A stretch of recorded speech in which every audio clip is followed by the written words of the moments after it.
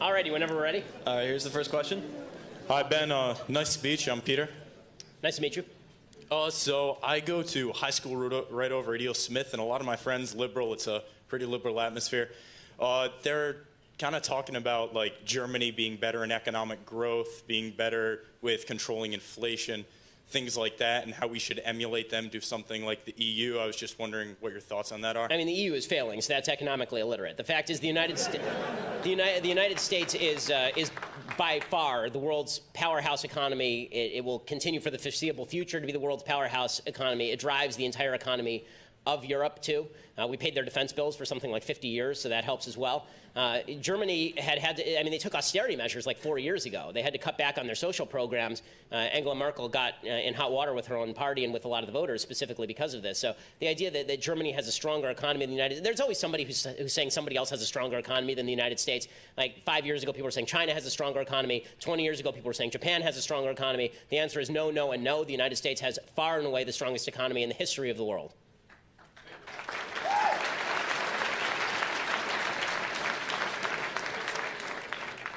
Hello, Ben. My name is Martin. Hey, nice to meet you. Nice to meet you as well. I'm not really a fan, but I like hearing you talk. You know what? Thank you for showing up specifically because you're not a fan. Right. I like hearing you talk. So one of my questions is, you talk about this culture between black and black violence. What is your solution then to that? Don't commit crimes. I mean, I feel like there's a bigger issue. I mean, my broader solution really is that these communities require more police, not less. There's a woman named Jane Levy who writes for the LA Times. She's actually on the left, and she wrote an entire book about how a lot of the disparities in crime, particularly in black communities, were due to racism, but not in the way that we think of racism, like white cops going in and beating people up in black neighborhoods, but because white people basically said to black neighborhoods, take care of yourself. Right? And if there's high violence in your areas, then you take care of it yourself. Well, that leads to higher tribal levels of violence in any society, right? Whenever there's not an enforcement mechanism in place to actually stop crime, then the crime rates go up. And in fact, you know, the broken windows theory in New York City has saved an enormous number of black lives because the police were actually present and active. You need more active, present police hunting down people who kill other people. That's part of the problem. Part of the problem is that you actually need fathers who stick around. This is true in white communities and black communities. One of the great tragedies of the last 4 decades in the United States is that the single motherhood rate has risen not just in the black community from 20% in 1960 to over 70% now, but in 5% in the white community to over 40% now. That's a huge jump in both communities.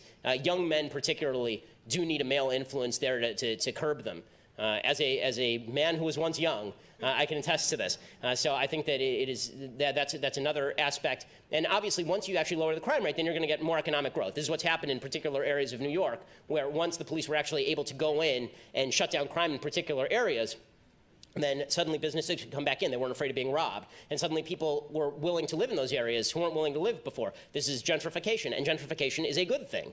Right? The left has opposed gentrification by suggesting that, oh, it's people throwing people out of their historic homes and all this nonsense. The fact is that if the quality of life in an area gets better, not worse, that seems to me an undeniable good.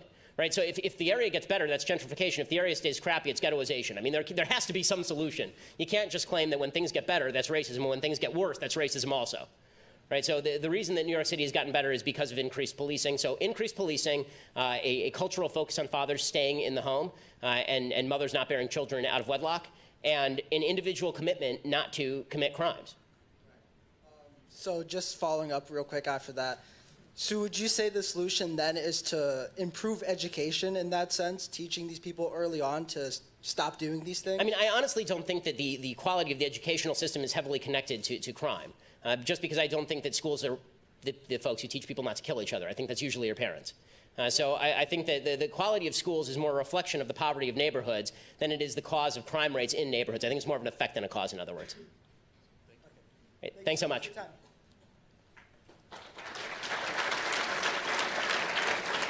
Hey, Ben. Hey, how's it going? My name's Jaron. Just had 2 quick questions for you. 1, how do you think it will play out if Oprah actually runs for president? And 2, can I grab a selfie with you? So I'll have to ask security about the selfie since I'm not in control of my own fate anymore, unfortunately. But as far as the Oprah running for president question, I don't think it's going to work out the way she wants it to. So there's a poll yesterday that came out, Trump versus various Democrats. Against Joe Biden, I think it was 57-40. Against Bernie Sanders, it was like 55-40 in favor of the Democrats. And then against Oprah, it was 51-42. So she was polling worse than Biden and Sanders. The reason that I think that she'd be in trouble is because, number one, I do think she'd win the primaries, because I think it'd be very hard to defeat her in a primary. But I think that in a general election, here's the thing about Trump. Trump is basically made of mud. What I mean by this is that if you're a politician, the worst thing that can happen to you is someone throws mud on your skirt, right? Suddenly you were pristine, and then someone throws mud at you, and you're dirty. Trump is a mud monster. You cannot hit him with anything, right? I mean, literally nothing. I mean, in the last 2 weeks, we found out that he probably paid a porn star $130,000 not to talk about an affair that he had with her when he was married to Melania and his son had been born 4 months ago, and no one cared. Okay, that is... That right there is the sign of a candidate who you can do nothing about, right? What that means is that Trump is never going to be a 60% guy, but he can be a 45% guy because he's already gotten 45, 46%, and that means that he can duplicate his performance of last time, and nothing you say about him can drag him down. Oprah is almost the opposite. So Oprah starts off at 51%, but that's because everybody thinks of Oprah as kind and wonderful, and everybody loves Oprah, yeah. And then it'll turn out that people will start digging into the school that she ran in South Africa for years, and that had 2 separate pretty brutal sex scandals against children. Or they'll start digging into all of the weird health conspiracy nuttiness that she's done on her show. And the minute that people start actually tossing mud at her, because she's considered angelic, that mud shows up on the white skirt a lot better than it would show up on Trump. So I think that she would be a lot weaker, a stronger candidate in the primaries than people think, a weaker candidate in the general than people think.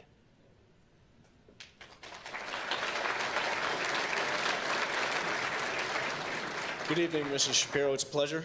Big fan. My question has to do a little bit with Jordan Peterson and the recent hysteria with, Canada's Bill C-16. Yes. With the compelled speech law, right? I just want to know, do you think that there's anything to worry about in America as far as compelled speech goes, government overreach? Yes. And so I think that anti-discrimination laws are going to be used as an excuse to crack down on religious institutions and people who disagree. So the way this will happen, because that's what Bill C-16 is. It's an anti-discrimination law. The idea is that you are discriminating against people if you do not use their proper pronoun. Right? This already exists, by the way, I believe, in New York City. The New York City Human Rights Commission passed an ordinance that will fine restaurants like $250,000 if they do not address a patron by the pronoun that person wishes to be addressed by. I don't know how that stands up to the First Amendment. I really don't. But that also requires a Supreme Court that's willing to implement the First Amendment. And so that depends a lot on whether Justice Kennedy has had his bowel movement that day. It's impossible to predict whether Justice Kennedy is going to go one way or another on any particular issue. I do see this happening in California. There was already an attempt to strip the Boy Scouts of their 501c3 status in the state of California because the Boy Scouts weren't allowing gay scoutmasters. You could certainly see something very similar happening if they refuse to address people by particular pronouns, or if a church or synagogue refuses to perform a same-sex wedding. They can say, okay, well, you have a nonprofit status, but you're violating our view of what should happen with regard to marriage. The state now recognizes marriages between men and women and women, so we're going to remove that status from you. I think that we're moving pretty quickly in that direction. That's where the left clearly wants to go. The only question is whether the constitutional barriers will be strong enough to prevent it. Do you think they are? Again, I think that it depends. I think it's up to us. I don't rely on the Supreme Court to protect the Constitution because it historically has done a pretty poor job of it.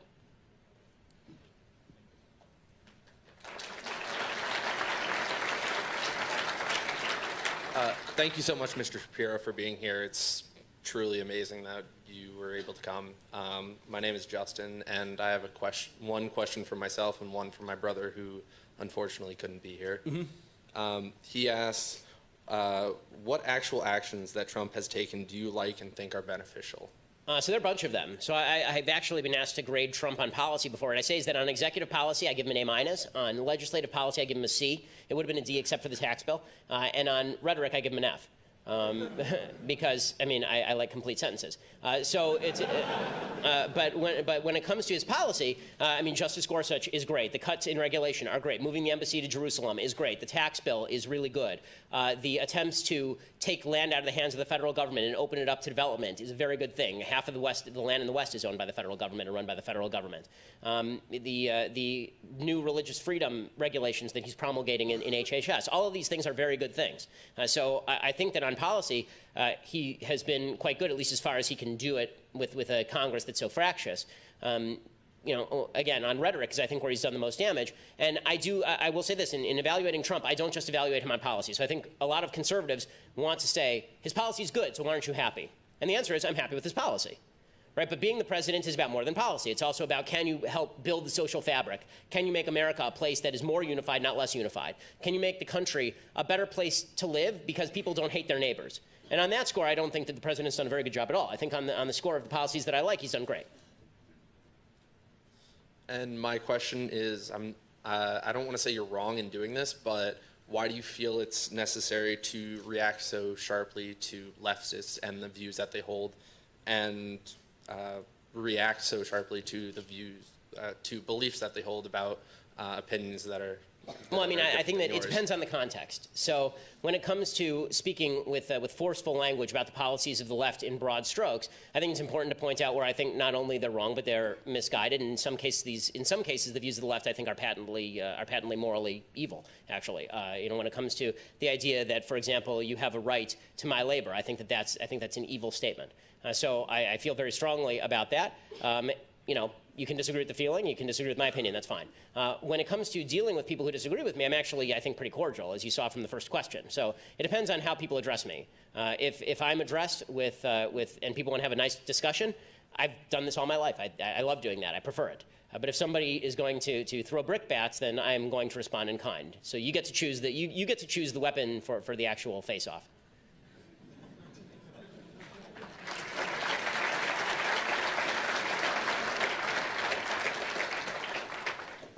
First, I'd like to say thank you for coming, especially after the reputation we developed last year. So my name's Ian. I don't necessarily agree with you in everything, but that's where I came here. I'd rather be here than my own echo chamber. Well, thank you. I mean,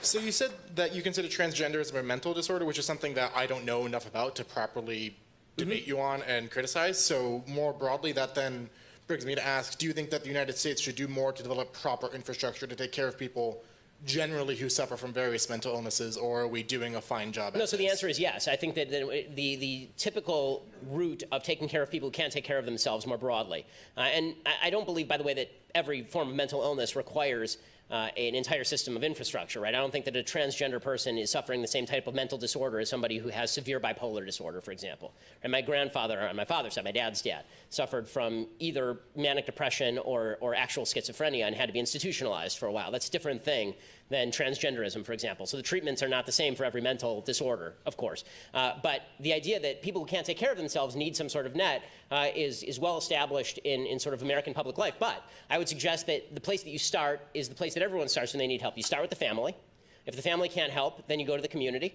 And I mean generally the religious and social community. If that can't help, you go to local government. If that can't help, state government. If that can't help, federal government. One of the great tragedies of our mental illness system is that it's been federalized. So it used to be that local and state communities were largely responsible for funding mental health facilities. In the 1960s, JFK, because he had a sister who was mentally ill, thought that the federal government could do a better job, and he actually imposed from above a federal system in terms of mental illness and how to take care of people who are mentally ill. That actually removed responsibility from states. States just threw the burden onto the federal government. It's made facilities worse. In the 1970s, there was a vast release of people who were mentally ill and probably shouldn't be on the streets onto the streets. That led to a significant uptick, for example, in homelessness. A huge percentage of people who are homeless across the nation are people with severe mental illness who need to be on drugs.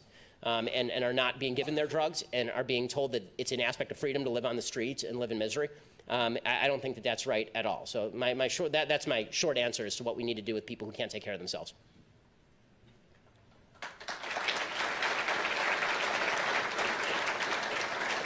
Hey Ben, my name is Carmi, huge fan. I'm originally from LA too, moved in 2012. Why would you move to this weather, dude? Well, my dad's a rabbi, so he moved. Oh, okay, fair enough. So do you think the GOP rigs election with gerrymandering and voter ID laws? And specifically with the Roy Moore election, 97% of black people voted for Doug Jones. People say that they saved the election.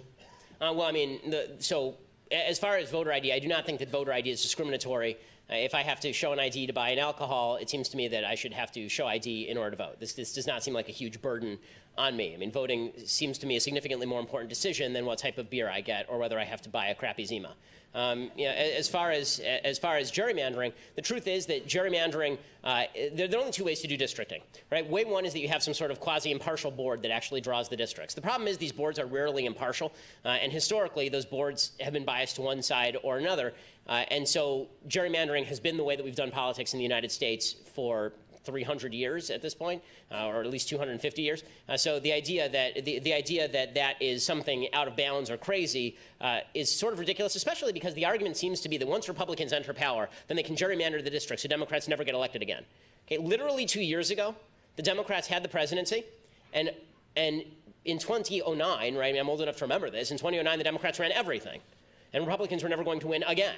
And then Republicans won the House and they won the Senate. Now it probably looks like Republicans may lose the House despite the gerrymandering. And then, you know what'll happen? The Democrats will gerrymander it right back, right? This is what happens in state legislatures all around the country. So the idea that it's some sort of grave thing that we have to be deeply concerned about, I don't see the evidence that it's super grave. I'm open to the idea there's a better solution than gerrymandering. I'm just not sure that the solutions that have been proposed, these sort of bipartisan boards, that those are necessarily the proper solutions. Thank you very much. And may I also take a selfie with you, possibly? Oh, well, I don't think the other guy got to, so that's kind of unfair. But we'll see if afterward we can do some selfies.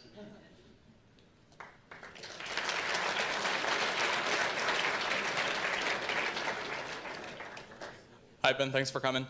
A common criticism liberals, or particularly progressives, often levy at conservatives is the absence of compassion, so to speak, in the formation of our policies.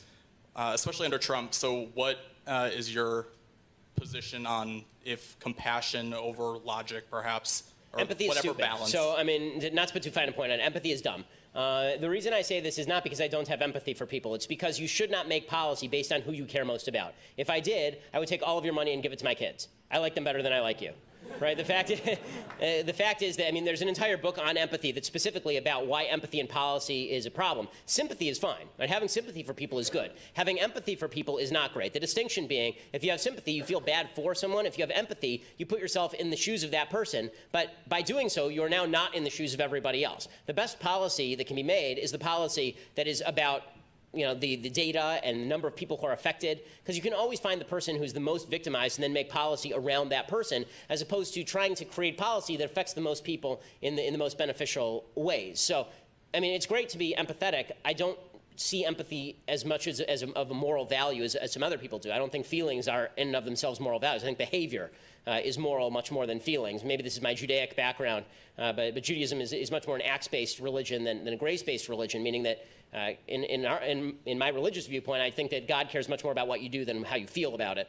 I think politically speaking, some of the worst things that have ever happened were based on good intentions. And so, trying to formulate policy that is the best without violating people's rights is a better way of doing policy than saying, I empathize with this group of people or this particular person, and therefore I'm going to shift policy to meet them there.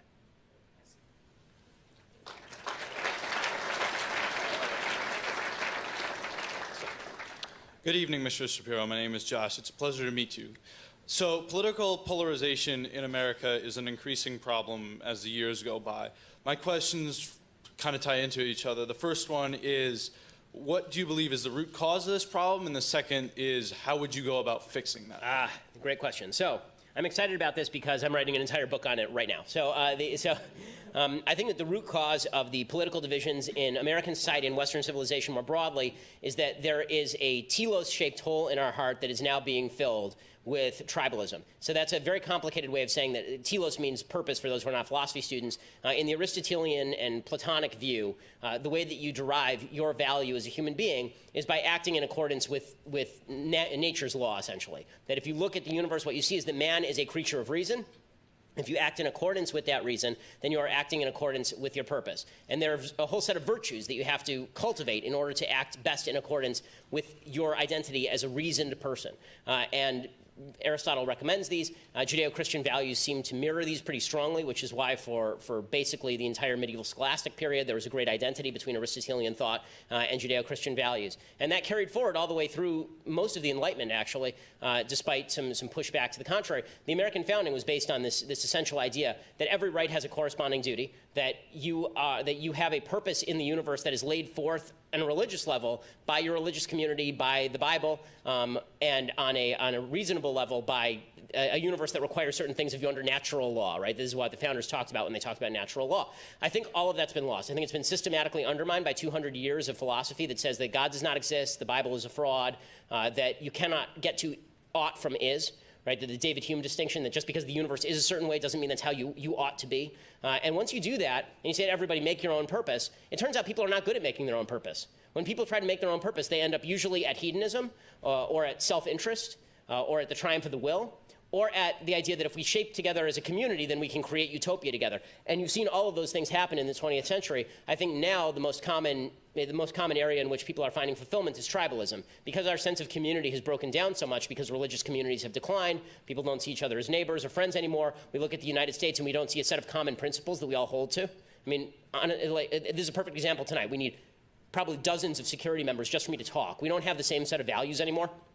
Because of that, people are filling that hole with tribalism. They're filling that hole with, okay, there's a bunch of people who look like me, and therefore those are my people, and I'll stand up for their interests. And you see this, I think, to a certain extent in the Black Lives Matter movement. I think you certainly see it in the alt-right movement. And all of these tribal movements are deeply disturbing and cut against the grain of Western thought, which has been moving toward individuality and universalism simultaneously for the past several thousand years, and is now moving, I think, in a completely sideways direction, thanks to the undermining of these key concepts. Purpose, individual purpose, the capacity of individuals to take control of their lives, communal purpose, and the capacity of a community to set boundaries around individual behavior so far it doesn't hurt other people, and also to ensure people's freedom.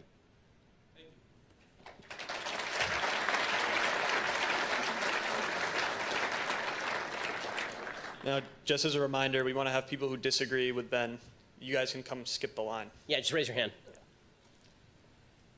Hi. No cheating. Yeah, I disagree with you. Perfect. And I was wondering, I personally, I'm a progressive, and you know, I was just wondering, with our current political atmosphere right now, why is it that we have strayed away from not just right or left or just general people in politics stray away from facts and try to twist around the truth? For example, like with Fox, MSNBC, all these big corporate news programs, they tend to have an agenda. Why is it that it's so hard to get facts out to people? I mean, I think it's always been hard to get facts out to people is the truth. I think that narrative has always been more prominent in our mind. What we want to believe, I mean, confirmation bias is obviously a very prevalent thing. What you want to believe, you tend to believe, and you tend to look for excuses to believe it. I think that in the era of mass media, where every taste can be catered to, you see that a lot more often, obviously. And so if you think like Rachel Maddow, you're likely to watch Rachel Maddow. If you think like Sean Hannity, you're likely to watch Sean Hannity and have all your biases confirmed. That's one of the reasons why I hope that I'm at least attempting to present facts, even some facts that disagree with my position, and then explain why, you know, those are wrong. And if you present a fact to me that disagrees with my position, I'll acknowledge the fact. I'll either say that it strays from my framework or not. I mean, it's something that I strive to do. Maybe I fail, but it's something I'm trying to do. I think that the reason that people have strayed away from fact and moved into subjectivity is because there's something comforting about subjectivity. You can never be wrong. The thing about facts is that somebody can prove you wrong. It's uncomfortable to be out there on the limb all the time waiting for somebody to saw it off behind you. Right? Doing what I do, it's a lot of fun. I mean, I love what I do for a living. But I will also say that there is a constant feeling of, am I right? And when somebody says you're wrong, if you're a good person, you think, well, maybe I am wrong. Let me examine that more. And it's uncomfortable to feel like you're wrong. Every time you feel like you're wrong, it means that you have to examine your presuppositions and think about whether you're saying the right things. And so I take criticism seriously, or at least I try to. And I think that's a hard thing to do, and especially in an era where we have been told that there's a virtue to being offended, that you being offended is a substitute for you learning something, that if you don't like what I'm saying, then you being offended is enough for you to just dismiss it out of hand. You don't have to go home and do any research. That's made things very convenient for people, particularly everybody's into virtue signaling now. Right? It's very easy. This is why you see these kind of tsunamis that start where people will call Steven Pinker a racist. Right? I mean, Steven Pinker is a lefty. Steven Pinker only says that there are differences in biology between men and women, for example. Or he'll say things like I've said, that there are different crime rates in particular communities. And then he'll get blasted for this as supposedly upholding alt-right views. That's because people want to believe that those facts are not right, and so they will blame his motivation and then attribute to him a motivation that he doesn't like. So if we can refrain from questioning each other's motivation and go to maybe where we go wrong in logic, then maybe we can have a conversation. This, by the way, is one of the reasons why, even though I'm an Orthodox Jew, I never cite the Bible in defense of my positions, because I know that a lot of people don't believe in the Bible, so we can't have a conversation on common ground here.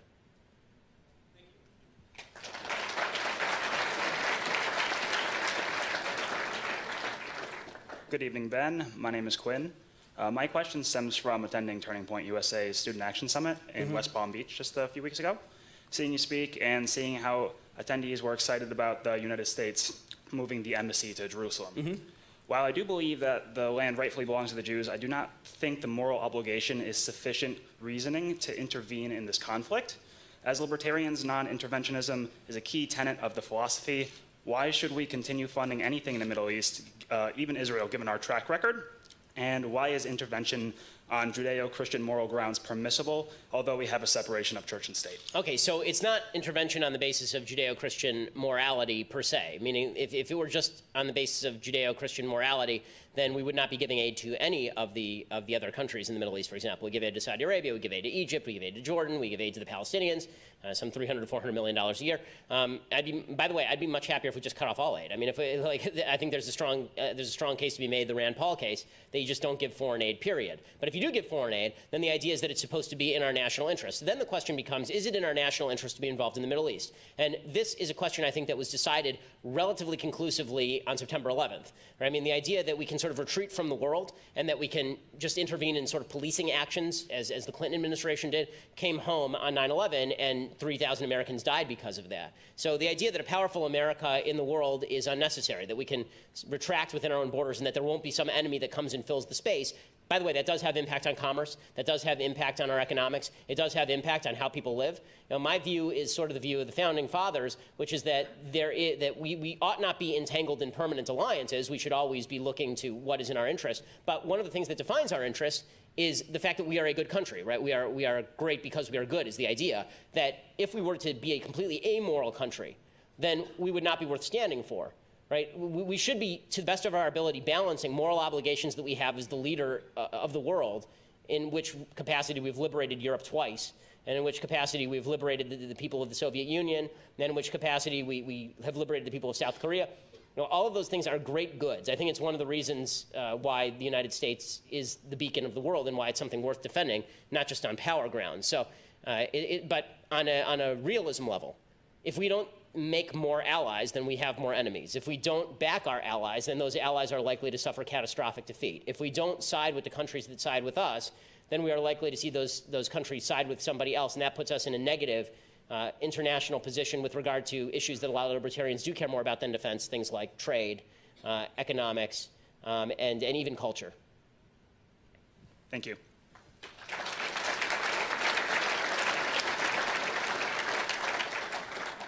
Hi, I'm Connor. I was just wondering, I agree with you that like biologically a man is a man and a woman is a woman. I was just wondering what you see the detriment of society, like why we can't like let a transgender like woman be called she or something. Because it is a lie. I agree. Detrimental to society. So I think there are a couple of reasons. So yeah, sorry, you let him finish the question. That's fine. No, I'm just wondering, what do you see? I understand it's lying. Like I was taught not to lie. I just don't understand what is so wrong about that specific lie. Well, I mean, as opposed to other lies, I'm not sure there is anything wrong. I mean, I don't like all of them. But as far as that specific lie, I think that one of the problems that we have is this determination that men can become women and women can become men undermines some barriers between men and women that I think are useful and good, particularly in children. So if I have to teach my 3.5-year-old, right, she's almost 4, if I teach my almost 4-year-old girl that she can become a boy, then I think that is not only lying to her, I think it's confusing her, and I think it's damaging to her psyche. One of the premises of the transgender movement is that human minds are completely non-malleable. That oddly enough, men are not men and women are not women, but if you are transgender, that is unchangeable, and that especially among children, if a 3 or 4-year-old has certain feelings, those feelings have to be taken completely seriously. We can't fight against them. We can't suggest that the kid will grow out of it. Instead, we have to say that this kid is inherently transgender. I can tell you, having kids are incredibly malleable. Kids are easily confused. And saying to a child, which is what the transgender movement would like to do, I mean, they're having drag shows in kindergarten now in some areas. When you do that, when you confuse kids about gender, you're doing the kids no favors. You're doing them or you could be doing significant damage to kids. Kids should not be confused about their biology. Kids should not be confused about their gender. And let's put it this way, just from a certain statistical standpoint, if it is true that the transgender suicide attempt rate is 40% over the lifetime. And if I am right, then more kids will be confused about gender, which, by the way, you do see. You've seen an uptick in transgender surgery in Europe. You've seen a greater identification as transgender overall in places like Europe, malleable rates of transgenderism in Europe. If that's the case, then you're raising the suicide rates, presumably, if there's an association between for young people who are now confused about gender. So I'm not in the mood for countenancing lies about what men and women are, specifically when I think that there is a goal of redefining a key term for the entire society. That's fair. I was just wondering. Yeah. I just disagree there. That's all. Yeah. Yeah. Thank you.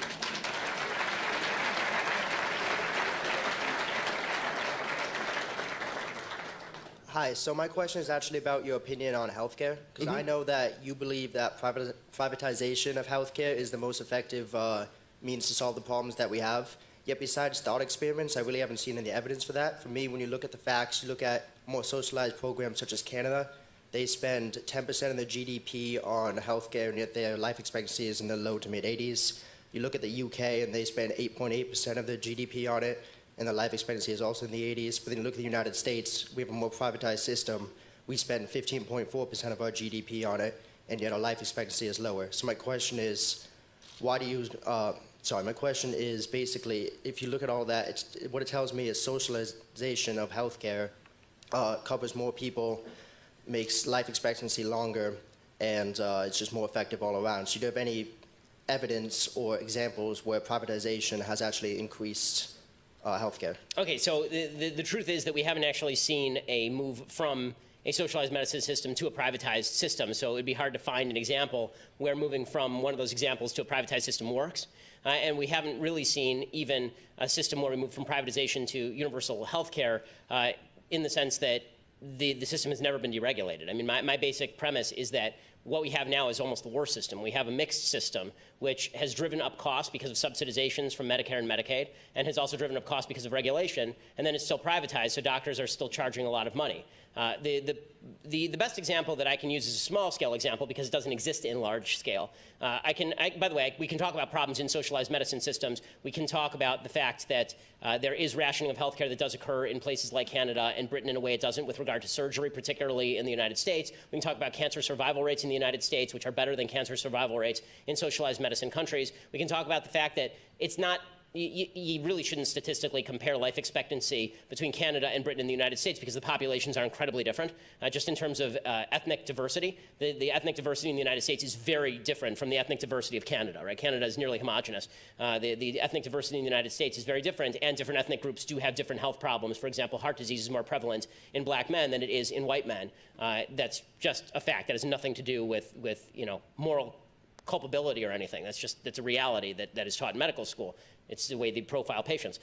So you'd have to find a comparable population to start. Then you'd have to actually model it out. But the best example that I can think of is, well, sorry, let me backtrack for 1 second before I get to the example. The theory is that the shortages in healthcare are largely driven by lack of supply, not rationing of supply. So there aren't enough doctors is the problem. If you had more doctors in open competition, it would drive price down. Now, the best example of this is in laser eye surgery. So laser eye surgery in the United States is almost entirely deregulated. It's not covered by insurance for most people. It's considered an elective surgery. And that means that doctors actually have to compete on the open market. One of the big problems in our healthcare system is if you walk into the doctor's office and you say, I want an x-ray, how much will it cost me? The doctor literally will not tell you.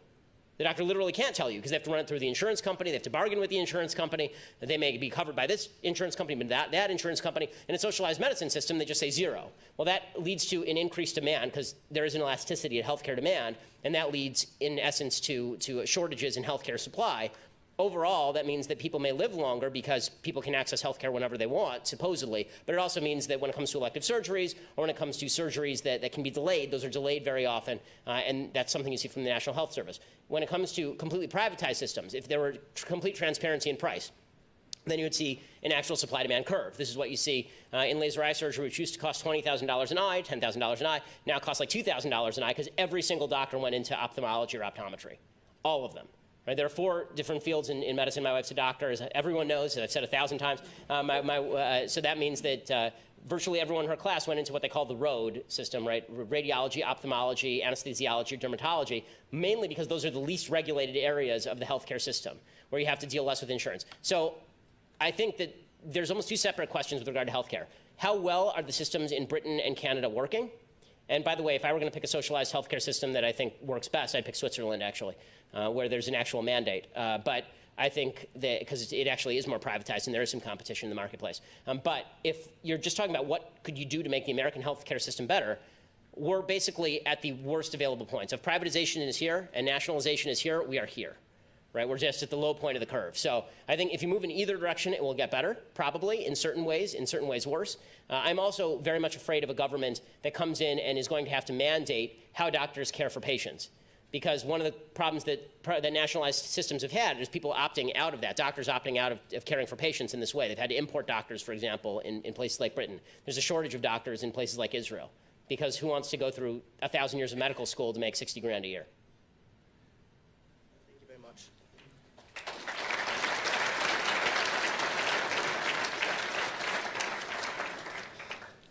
Hi, Shapiro. Howdy. I understand that you don't believe in the rape epidemic, and you're trying to prove a point, and I totally understand that, but I believe your facts are misleading. When I heard you say, correct me if I'm wrong, you said that there are 6 out of 1,000 I said the Bureau of Justice Statistics report from 1995 to 2002 reported that the rape rate on college campuses was 6 out of 1,000 women.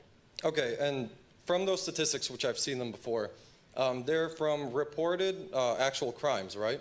Yes. Is that what it is? Yes. Now, so it's possible, you're right, it's possible the statistics are higher because of unreported crimes, sure. Okay, well, you answered my question. But I will also add that I do not think that for every 6 crimes that were reported, there were 244 that were not. Right, so the idea that the statistics that are being cited, 1 out of 5 women is raped versus 6 out of 1,000, the idea that gap can be crossed simply by people who are not reporting rape, I think that's a large stretch. I'd have to see some statistical evidence to that effect. You basically answered my question. The reason I wanted to bring that up is I hope no one listened and believed just everything you said, because your number, 6 out of 1,000, it's like shocking. To some people, they hear 1 out of 5, and then all of a sudden it's 6 out of 1,000. That's a big gap. Well, it is a big gap, and as I say, even if the gap is not 6 out of 1,000, it is not 250 out of 1,000. Right? People are saying 200, 250 out of 1,000. So you're right. It's you know, in terms of women who are not reporting, but I have no way of actually categorizing that, and you don't have a statistic either. So you're going to have to give me a stat now. Right? I'm using a stat that actually exists. You're saying that stat comes up short. I'm acknowledging that there are limitations to that stat. But in order for you to get to there's a rape epidemic, I'm going to need to know what the actual stat is and how you got there. Okay. I don't got them, so. Thank you.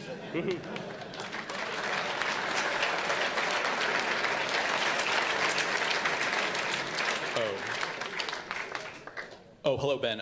Big fan. I just had one real quick question. Assuming he runs for re-election, who do you think Trump's biggest adversary is for the 2020 election? I think Biden would probably be the biggest adversary in terms of somebody who could beat him. It's simply because Biden has a lot of blue-collar credibility. For some reason, people seem to like Joe Biden. I've never been able to understand this. But I mean, that's what the polls show anyway. I think age would not be really an obstacle for Biden, considering that the combined age of Donald Trump and Joe Biden takes us back to the Pleistocene era.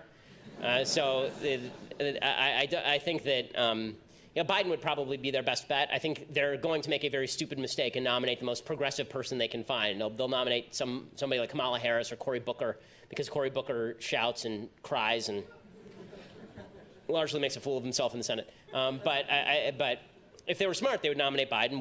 What they would do if they were smart is they would nominate Biden, have him run with somebody like a Kamala Harris or a Cory Booker, and then say, I'm going to serve 1 term because I'm 70,000 years old. And then just hand it off second term to somebody else, and then Biden's achieved his life ambition, and he hands it off to the next in line. That's what I would do if I were the Democrats, but I don't want to give them advice. So please, guys, please run Kamala Harris or Cory Booker.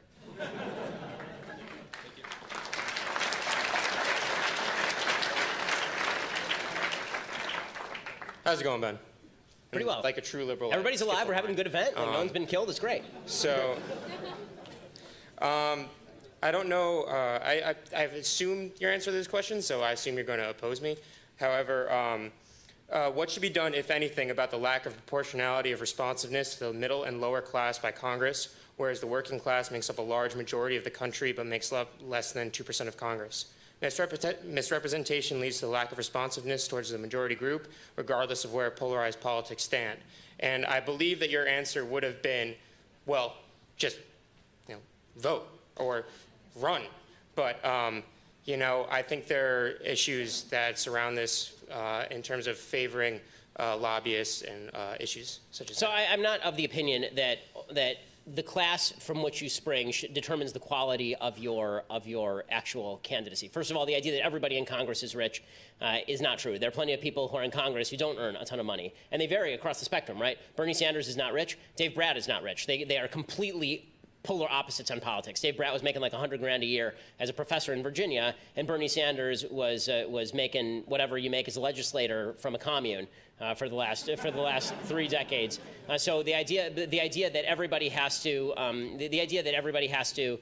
be judged based on their level of income, I find problematic. I also think that the founders were not particularly fond of this idea. I mean, all the founders were quite wealthy, and that's not necessarily a bad thing. It means that you actually have the time to dedicate to the job that you are doing, was the idea, at least in the founding era, and that you could be sort of the statesman and not worry too much about your business. Again, I think that I would judge people much more by their viewpoint than I would by their respective wealth. And the idea that people who are middle class and lower class in America are getting screwed is just not true. The fact is that the people in the lowest classes of America are making, just in terms of public benefits, make a significant amount of money more than people at the upper tier. People in the upper tier are keeping a lot of their own money, but they're also paying, as I said in the speech, 96% of all redistributive programs in the United States, plus the entire budget of the federal government, because we don't receive anything back, right? I'm now in the upper income earners of the United States. I'm paying a crap load in taxes. I'm getting nothing back from the government. And, I suppose I should say that's fine, but I don't think that's fine. I don't think they should take my money.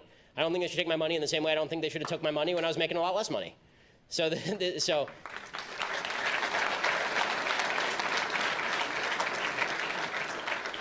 I guess your initial assumption was correct, that I don't really care that much, right? I don't actually care the economic class from which you spring. I care the ideas that you promulgate.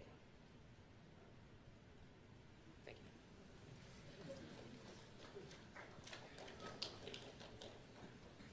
Hi. So very much not a fan, but just Well, had thank to you come for coming. anyways. Okay, it's like an Alcoholics Anonymous meeting. Yeah.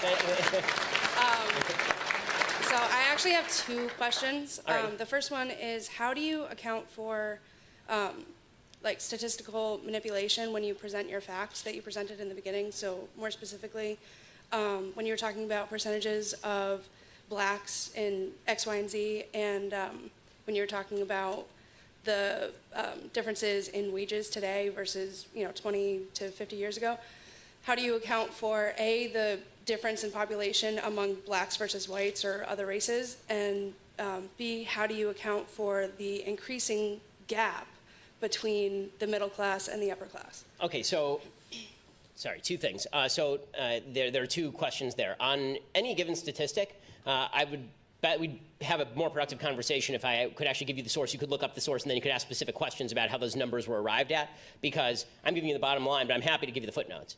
I typically don't do that because it makes the speech even longer and more boring than it already is. But I'm more than happy to argue the stats and whether they're good or not, because it might be like that other guy questioning the Bureau of Justice Statistics stats. Right? There might be a flaw in the stat, and then we can argue about that. So that's a good question. The answer is we'll look at each individual stat and we'll determine whether we think that it's reflective of reality or not based on its internal logic. As far as the idea that how do I account for the gap between the upper class and the non-upper class, as I said, number one, it's not the same people in the upper class, right? People move up and down between classes fairly regularly in the United States. There is a widening gap in terms of the people who are earning the most and the people who are earning the least, but that's because if you had to make a chart, it wouldn't look like this. It wouldn't look like the people at the top are going like that and people at the bottom are going like that. It would look like this, right? The people at the bottom are moving up slightly, and the people at the top are moving up rapidly. That's because investment income has done really well under the stock market, for example. So if you had money to put in the stock market, that's been doing really well for you over the past several years, which suggests that one of the ways that you get out of poverty is to save and then get into the stock market.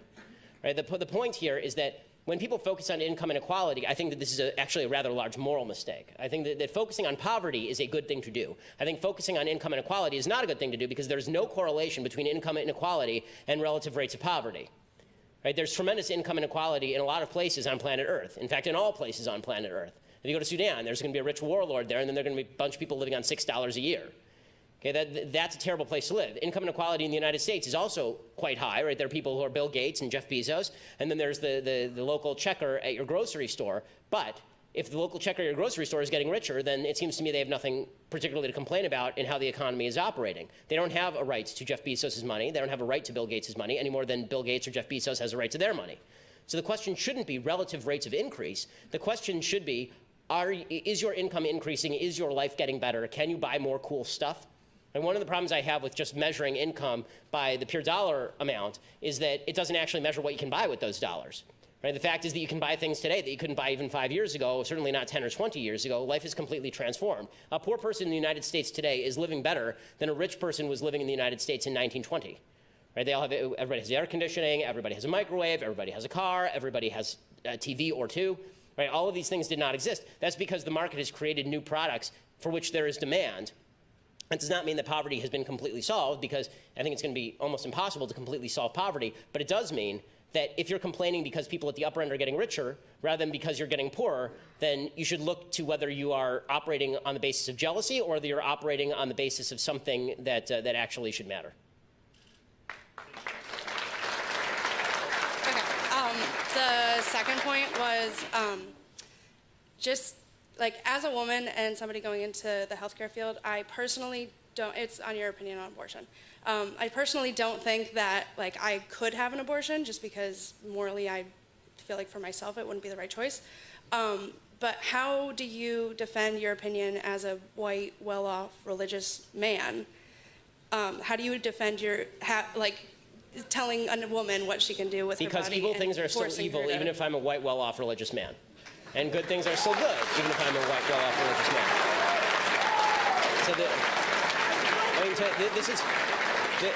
This is one of these identity politics points that I really I don't mean to come down harshly on you, I don't, but it is a point that I really have serious moral qualms with. I think it's quite terrible.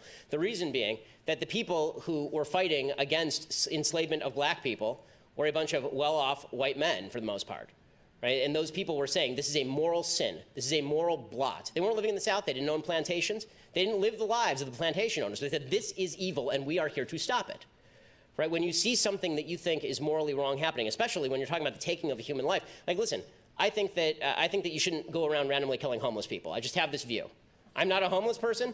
Most of the people who randomly kill homeless people are probably not of my economic strata, my religious view, or my, I don't know whether they're of my skin color or not. I have no idea what the actual sociological breakdown of homeless killer serial murderers is, but I would suggest that my identity has nothing to do with what is right or wrong. And this is what Western civilization used to be about. Western civilization used to be about the idea that, yes, I'm not a woman in the healthcare field, but you and I can have a conversation about what's right and wrong, because this is the nature of human reason. The nature of human reason, the nature of right and wrong, is that you and I can talk about what's right and wrong, and that I don't retreat into my identity. If we can all retreat into our identity, and our morality is now centered around that identity, morality doesn't exist at all. We break down into a society of fragmented atoms where I can't even say, like, you're torturing a puppy in your backyard. I have nothing to say about that. I'm not a white woman who's in the healthcare field. I'm not going to do that. I refuse to surrender the idea that I can have a moral stance on issues that are of concern to society and of concern to the well-being of the United States simply because of the color of my skin or the nature of my genitalia. And honestly, I believe any view that feels differently is sexist, racist, and bigoted.